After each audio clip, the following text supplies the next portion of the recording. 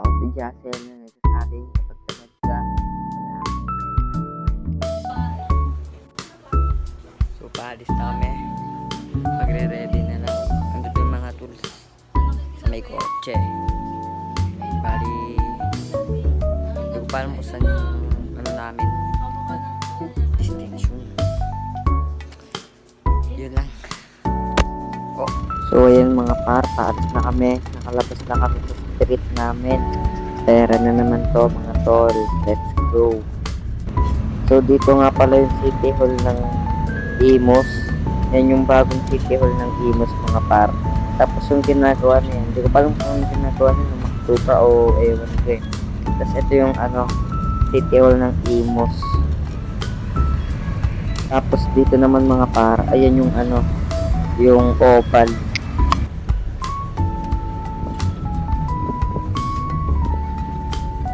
Nandito na kami sa may Senyes Farm ba to? Basta yun, medyo naligaw-ligaw lang kami ng Bagya.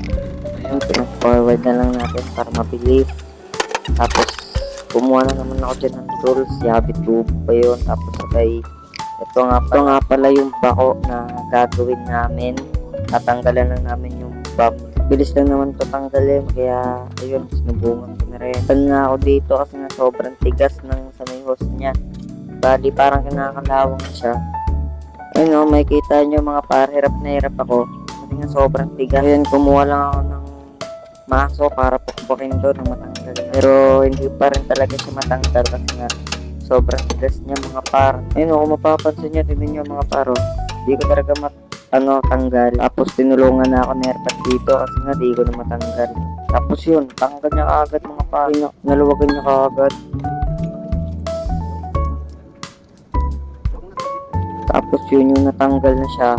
Pumunta naman ako sa kabila para tanggalin pa yun sa kabila. Pero ganun pa din, sobrang tigas pa rin talaga. Kasi yung bako na to, matagal na talaga siya. May edad na rin to. Pero di ko alam kung kailan pa to. Yan, tignan nyo. Di ko pa rin matanggal. Kaya tinulungan ulit ako ng effort para tanggalin. Yung naluwagan niya na yung bolts. Ako naman na yung mismong nagtanggal na.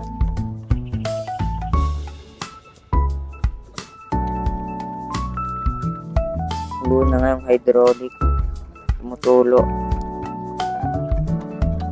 Bali, sinara ko ulit kasi sayang yung hydraulic. Kumuha ng airport ko ng timba para isalin din yung hydraulic para hindi masayang kasi pwede pa yung magamit.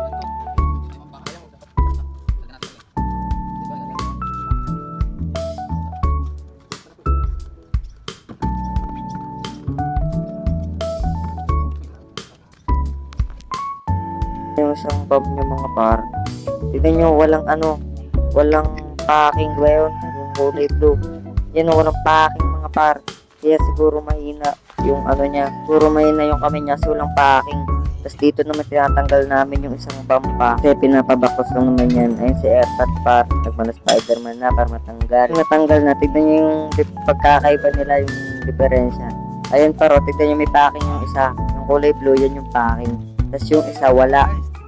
Yun yung una tinanggal yung wala. Tapos dito naman, mapapansin nyo, pinapaklas na yung bump para mabilan ng mga piyesang sira. Pwedeng mapakinabangan yung pinaklas na.